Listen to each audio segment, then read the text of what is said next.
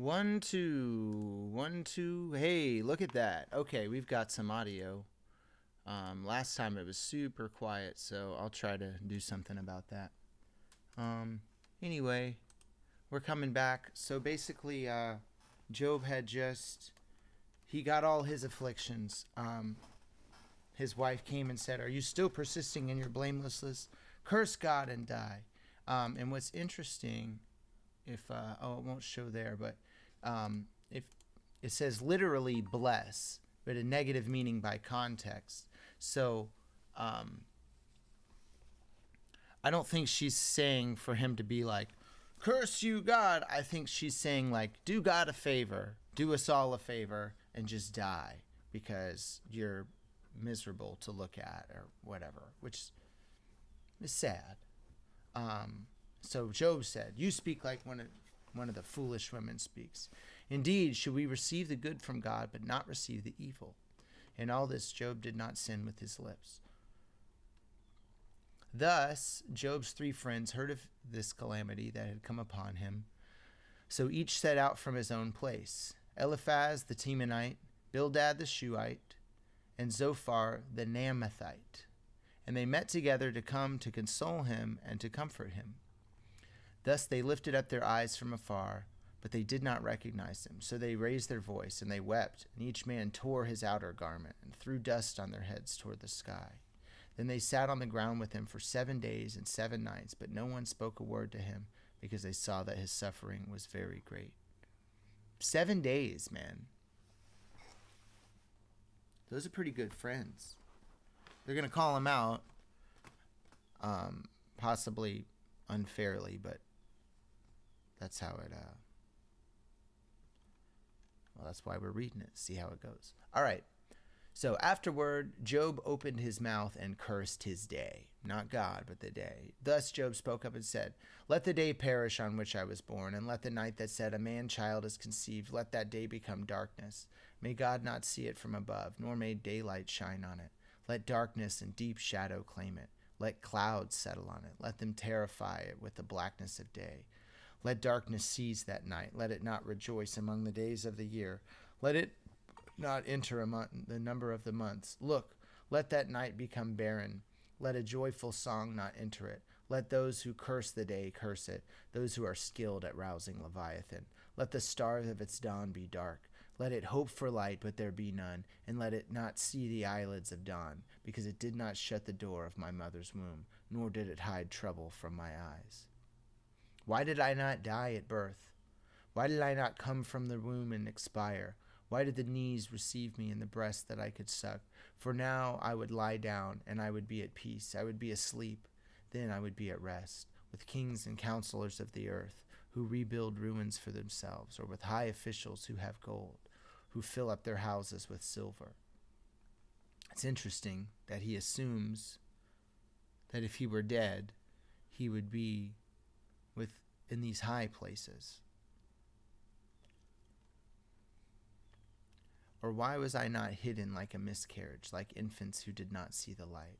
There the wicked cease from troubling, and there the weary are at rest. The prisoners are at ease together. They do not hear the oppressor's voice.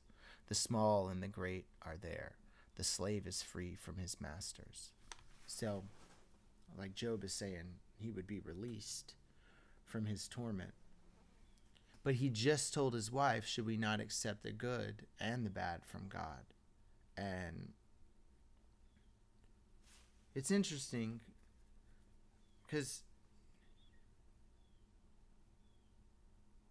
if Job is blameless, and he has these friends that are willing to sit with him for that long, he must have done good for others. He must have been a blessing to other people's lives. And so for him to regret his birth is also to kind of say to those people that because I'm hurting now, I would undo all the good that was done for you to save me from this. And so it's kind of weird. He's lost sight of his place and his purpose. Why does he give light to one in misery? and life to those bitter of soul, who wait for death, but it does not come, and search for it more than for treasures, who rejoice exceedingly, and they are glad when they find the grave. Why does he give light to a man whose way is hidden, and God has fenced him in all around? For my sighing comes before my bread, and my groanings gush forth like water, because the dread that I feel has come upon me, and what I feared befalls me. I am not at ease, I am not at peace, and I do not have rest. Thus turmoil has come.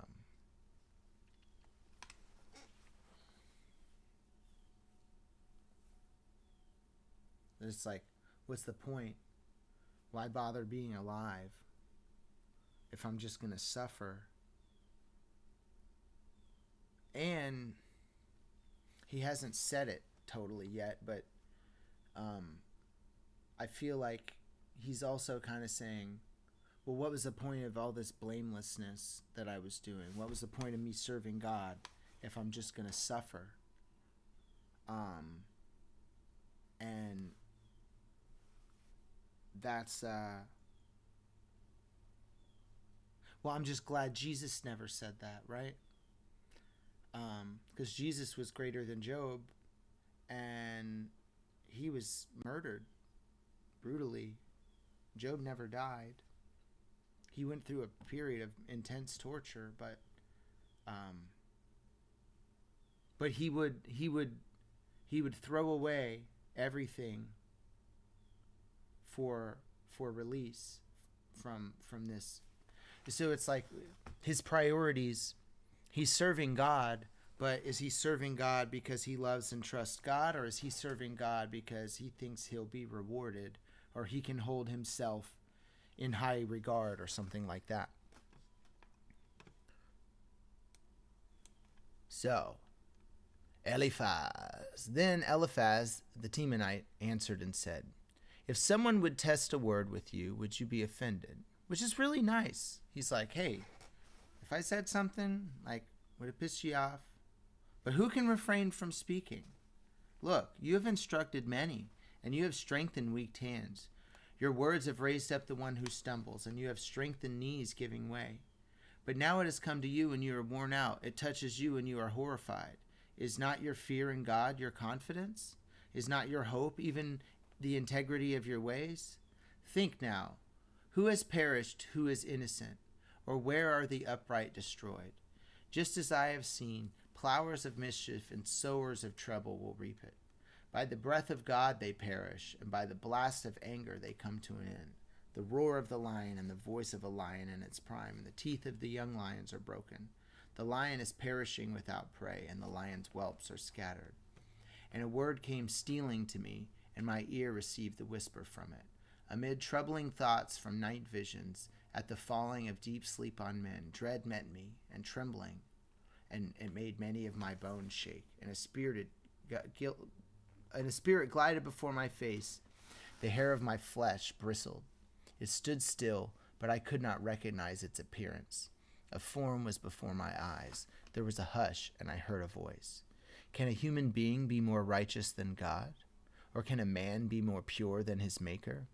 Look, he does not trust in his servants, and he charges angels with error. How much more dwellers in clay houses whose foundation is the dust? They are crushed like a moth. Between morning and evening they are destroyed. Without anyone regarding it, they perish forever.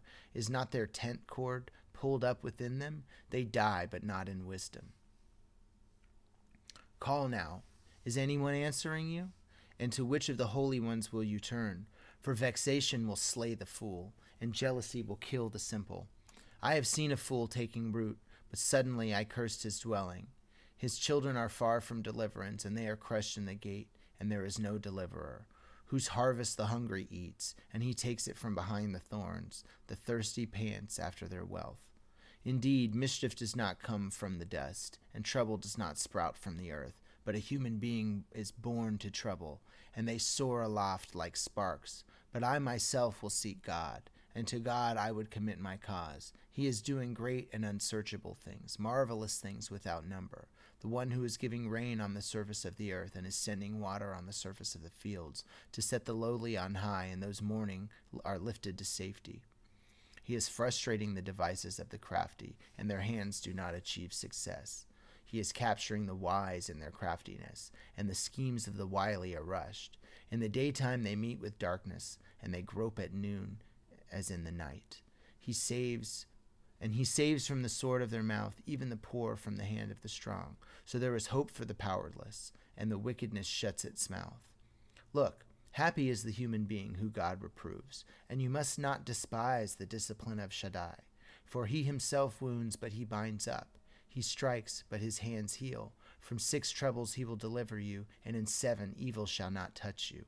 In famine he will redeem you from death, and in war from the power of the sword. From the scourge of the tongue you shall be hidden, and you shall not be afraid of destruction when it comes. At destruction and famine you shall laugh, and you shall not fear the wild animals of the earth. For your covenant will be with the stones of the field, and the wild animals of the field will be at peace with you, and you shall know that your tent is safe.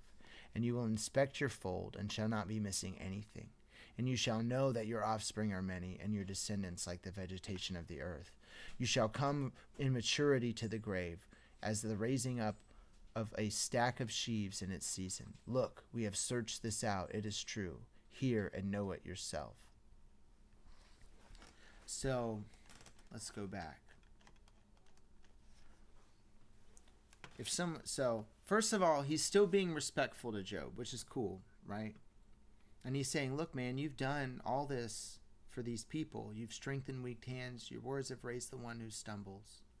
Is it not God that you have your confidence in? But now that you're facing something, you're just wishing to die. And he said, who has perished, who is innocent? Or where are the upright destroyed? And so this is where I think he's making a point at a certain, like Eliphaz is like, hey, Job, you're talking about God all the time, but now that bad stuff's happening to you, he doesn't, you don't want to do it. Hold on, I got to